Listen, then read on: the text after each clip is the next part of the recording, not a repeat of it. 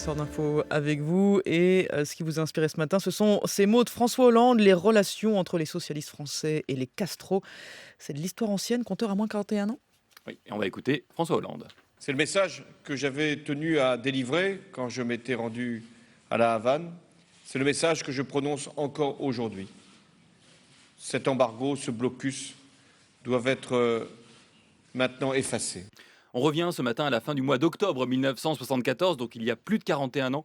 Enfin, il y a 41 ans, le premier secrétaire du tout jeune Parti socialiste français, fondé à Épinay-sur-Seine 3 ans plus tôt, se rend à Cuba à l'invitation de Fidel Castro, une visite qui fera, on l'imagine, grincer quelques dents à Washington. Bienvenue au camarade François Mitterrand. Cette bienvenue, le premier secrétaire du Parti socialiste français l'a ressenti tout au long de son séjour à Cuba, aussi bien auprès de Fidel Castro qu'auprès des nombreux Cubains qu'il a rencontrés. ¡Vivan los pueblos de Francia y Cuba! ¡Viva! ¡Viva François Mitterrand!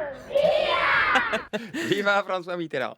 François Mitterrand est accompagné à Cuba de son épouse Danielle Mitterrand, qui restera jusqu'à sa mort une grande admiratrice de Fidel Castro et de la révolution cubaine. Mais si Mitterrand se rend sur l'île des Caraïbes, ce n'est pas que pour faire plaisir à Daniel. Au congrès d'Épinay de 1971, les socialistes avaient dans leur majorité reconnu des points positifs à la révolution castriste dans les domaines de la santé, de l'éducation et de la culture. Et puis politiquement, en cette période de programme commun avec les communistes, il n'était pas mauvais pour Mitterrand d'aller faire un tour dans un bain révolutionnaire. Oui, mais une fois à l'Élysée, Mitterrand, en revanche, ne se rendra plus jamais à Cuba. C'est vrai, mais en 1982, il envoie son ministre de la Culture, Jack Lang, accueilli là-bas comme un chef d'État. Jack Lang, vous allez l'entendre, qui va loin dans le rapprochement entre les deux pays.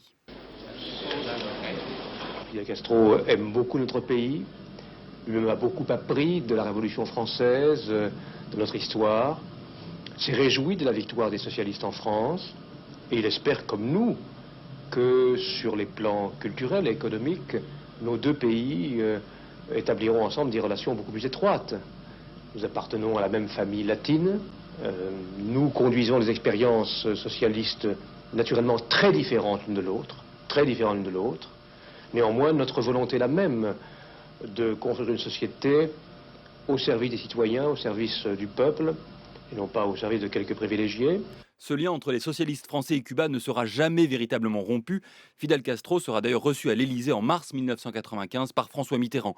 Aujourd'hui, François Hollande compte bien tirer profit de ce lien pour réinventer les relations entre nos deux pays. Thomas Negaroff.